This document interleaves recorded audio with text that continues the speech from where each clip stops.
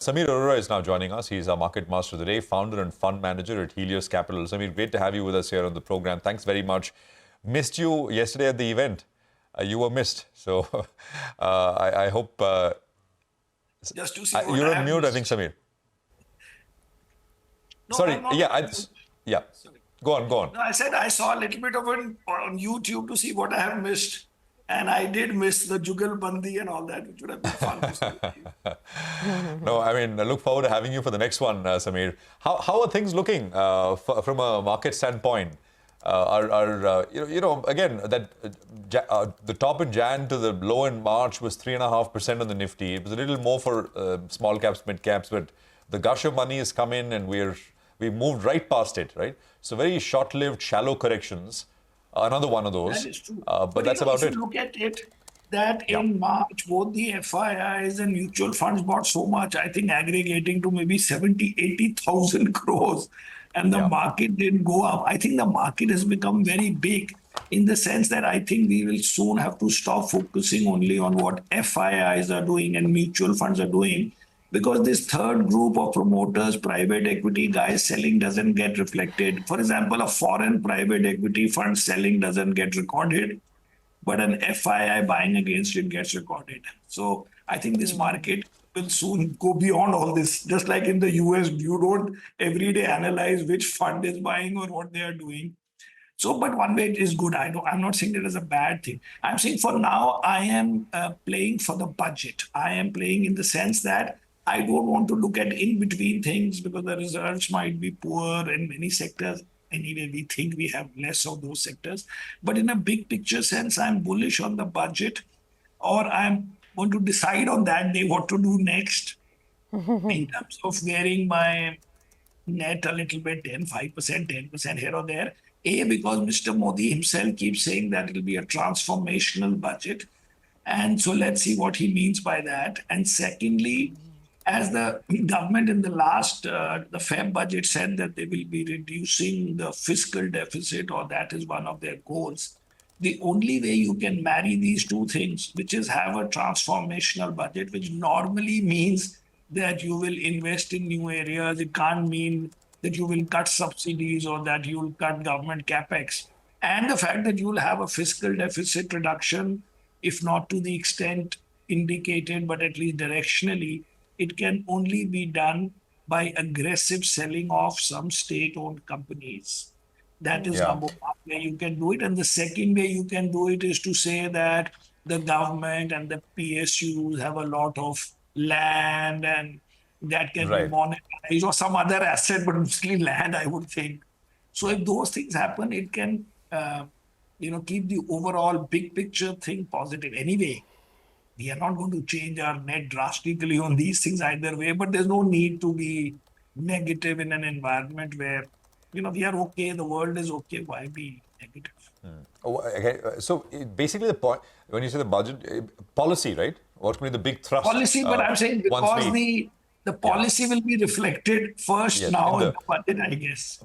But you'll also have manifestos now, right? And they kind of walk the talk in many senses on what they've said so far. But I don't know. I didn't think about it. Yeah, maybe we have to look at manifestos. I mean, that'll be out. I think it should be out next week because polling starts 19th. I know. But I'm saying I have never in the past looked at all these documents. Okay, this time I look at that. So thank you for pointing it out. No, if you like were to read saying economic survey, have you read? Only first 2-3 years of my life. I read a few, but yeah, I get your point. But if you read the tea leaves, Samir, what's going to be the thrust in your opinion? Because, I remember speaking to many economists, etc., after the budget, the interim budget, and they said, and I asked that question, will the July budget be drastically different? They said, well, no, typically it's not. And the reason why I asked that is because if you look at FY25 numbers, government's allocation on many roads, power, rail, etc., it's actually the pace of allocation to those sectors has come down quite a bit. And that's perfectly fine. Many have said the absorptive capacity is only so much. So now the government can only do so much. The private sector has got to spend. So in your assessment, what's going to be the thrust area? Sorry. So as I said, that is one. But the second thing is that government going forward has to worry a little bit about taxes, because so far the tax collections have been much higher than the economic growth of the country and primarily driven by higher compliance. So beyond a point, you can't keep saying forever that the GDP is growing at say 10, 12%, but the collection will be much higher. In the end, it has to be nearly 1-on-1 or maybe 1.2:1 kind of ratio. But in the last few years, it's been higher because we are seeing more and more people who were not taxing, who were evading, who were whatever are coming in. So that has a natural limit of how far it can go. But that's what I said. Mr. Modi himself has said a few times that it will be a transformational budget. I'm saying for me to say that it will be same as usual means that I'll be disappointed that day. I refuse to, on that presumption that no, nothing will happen, get disappointed, right?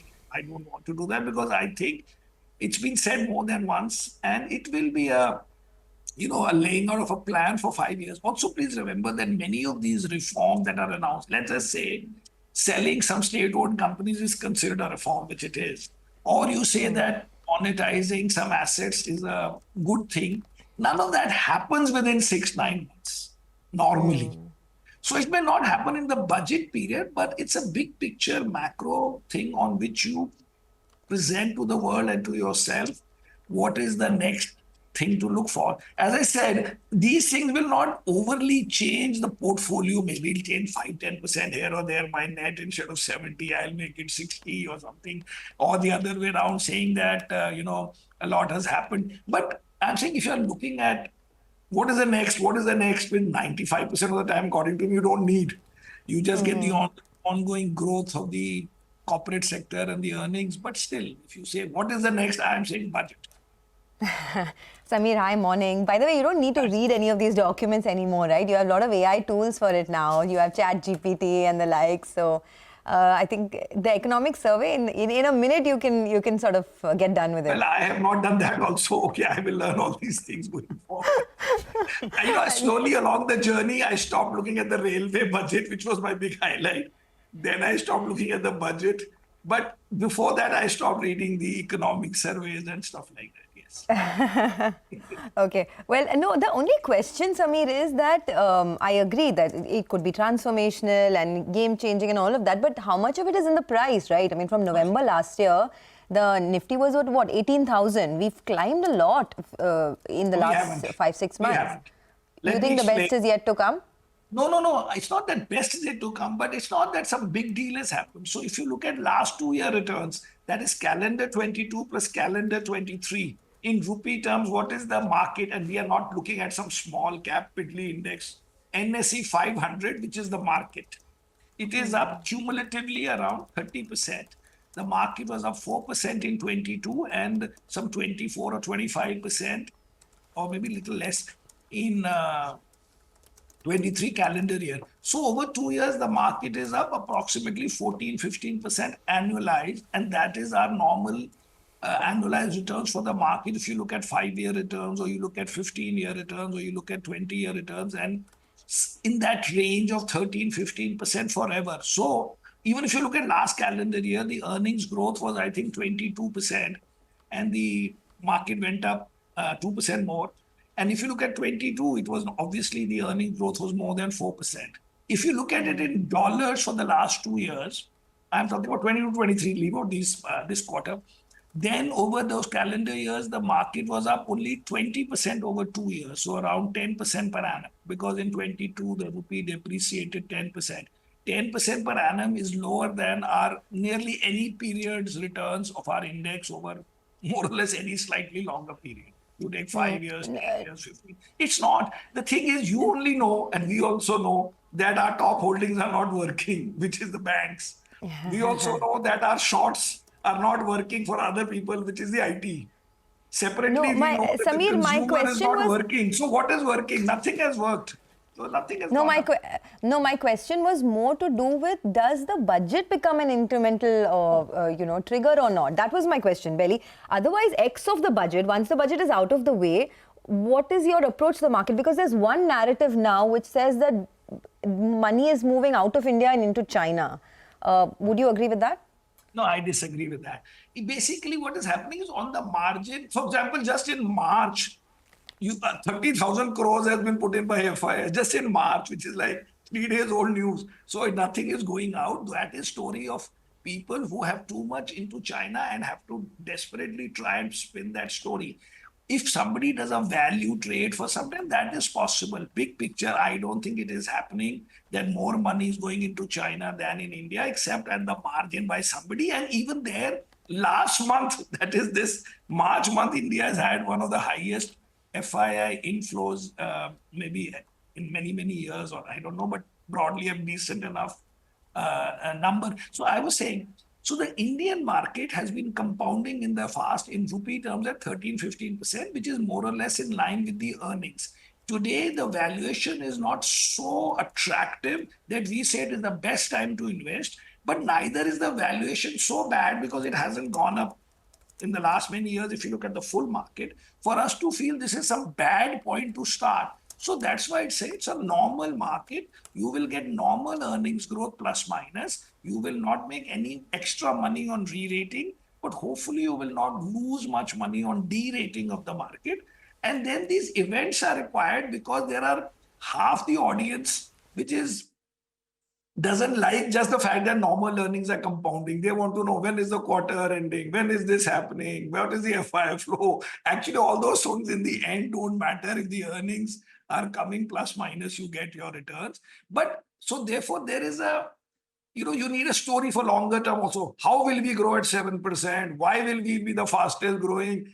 We can keep assuming it, but you need that. And not only you need it as a story, the fact that when India or somebody says we are growing at 7%, we take it for granted. But that 7% growth needs all these things to be done. You need a way to raise capital. You need a way for the government to do things so that they can invest. These things don't happen on their own. So for that 6-7% GDP growth, all these things are part of the game.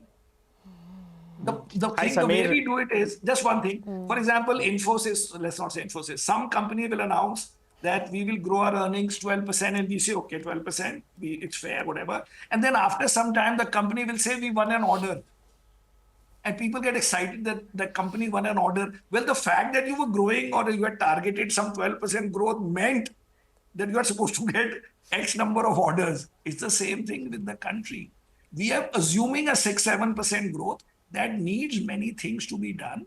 And so the budget will be one element to say for that kind of crowd which looks at it like that yes, India is doing the right things to be able to grow at those rates, which are world-beating rates. We can't just take it as given. So you need it. Got it. Hi, Samir. Good morning and good to see you and always good to hear your thoughts. Samir, I was privy to a discussion and people are talking about how much of returns they've made. And one of the participants said, I've made more than 20% in the last 3 months. And he said, I put my money in Helios Flexi Fund. Oh, yes, so that's done quite well. So kudos to you. I think it was December, January when 22-23%. In fact, he put it in this context. He said, I'm getting annualized returns of 55%. So that's a good start. So that's the way they put it. And then I said, but how come? He said, no, it's already up 23% in 4 months. So I'm annualizing it. Absolutely. That's caution, but good start at least. So kudos. But, I'll let my colleagues ask you about HDFC Bank because we've discussed that in the past. I want to ask your view on the pain segment. These pain stocks, they have underperformed actually in the last few years because Birla Group said we are going to be entering this space. And now Birla Opus has hit the shelves. They're giving more quantity. They're disrupting pricing a little bit. How much of the bad news is in the price? Stocks like Asian Paints, Berger Paints, they were under some pressure. And they were fearing, David taking on Goliath, whoever you want to assume is David and Goliath. I can't talk much about it because in my offshore fund, I've been short for more than a year, all these paint guys, because it's so obvious that you can't have it like this, that, it's like in the telecom industry, what happened that I used to be a big owner of Bharti in the mutual fund alliance. I was, I think, the largest investor. And then when we came to Helios, we bought Bharti. And then I think it was 2010 or 11 or 12. Something in that period when all these telecom licenses were given and 6, 7, 8 guys landed up and everybody would say, but in the end, Bharti would be the sole standing or a survivor. And they were. But for many years, they had to fight. So I am not in this game that I am saying, yes, in the end, after 5 years, the big paid guy would have beaten the other paid guys. In between, welcome to real life. And that fight, I am willing to stand aside. But this was all known exactly for more than a year and a half that this will happen, because the amount invested or being invested by Birlas is large, and they won't give up on day one, even if in the end you say that the original guys will be winners. These fight, once you put 10, 5, 8,000 crores and you make a big deal about it, you can't say after 3 months, oh, sorry, I made a mistake. So this fight will be done. And for too long, it was one guy deciding the price and others following. So for us, it's not so much whether these stocks fall or not fall now, but it's unlikely that they can outperform. And that is enough for us to be negative on it. That's why you don't see them in those Indian funds, but offshore. Now I have to tell you, since you asked me, that I have been for a long time. So, Samir, earlier you were saying, well, this is not working, that's not working. Did you say humor not working as well towards the end? Or did I miss you? I misheard that. Why humor will not work? Means? Humor is working full time, huh? And I want to put out this tweet from you for our viewers. I really Which one is this now? The HDFC Bank one. So it'll come up on your screen. The MSCI HDFC one. So let me just read this out. HDFC, so I don't know which one.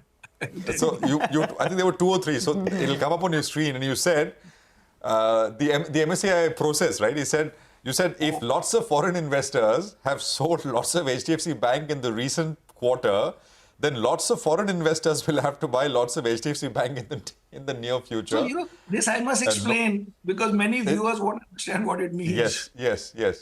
So the logic of this crazy MSCI is that there should be X amount of foreign space or ability to buy, and then they will give the company full weight. Currently, whatever is HDFC Bank combined companies market cap, it's given 50% weight in the index.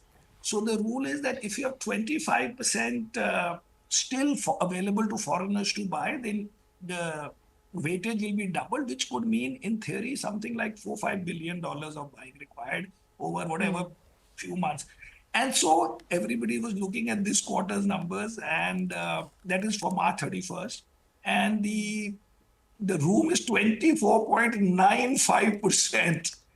I didn't know it that day when I tweeted this, but I said, as long as they've done enough, it'll work out. But unfortunately, the foreigners didn't realize that they were supposed to sell 5 basis points more. And for 5 basis points more, the room for foreign investors would have become 25%. MSCI would have increased the weightage, which would have meant that every other foreigner, and maybe the same foreigner, because the weightage in the index would be so big that the index guys and ETFs and people who follow the index would have all had to buy, which would have been a few billion. Now, unfortunately, it's 24.95, so that doesn't do it. But if they sell now, then next quarter it will be done. Actually, in our morning meeting today, we were saying that maybe HDFC Bank should announce a new, whatever was the thing on maybe April 3rd, maybe in those 3 days it got sold. Because the rule is latest FII ownership, not quarter end. Okay, Samir, finally, we don't have much time, so I'm going to squeeze in one last question and give me a one-word answer. All these FMCG companies and consumer companies, whether it's Dabur, Marico, HUL, all sitting at around their 52-week lows, depressed valuations. You think it's a good time to be accumulating these names? No, we are not accumulating. Okay, fair enough. That is one sentence. But point made well. Thanks a lot, Samir, for joining in. Appreciate your time here on CNBC TV 18. So that is Helios Capital and, of course, their view on the market.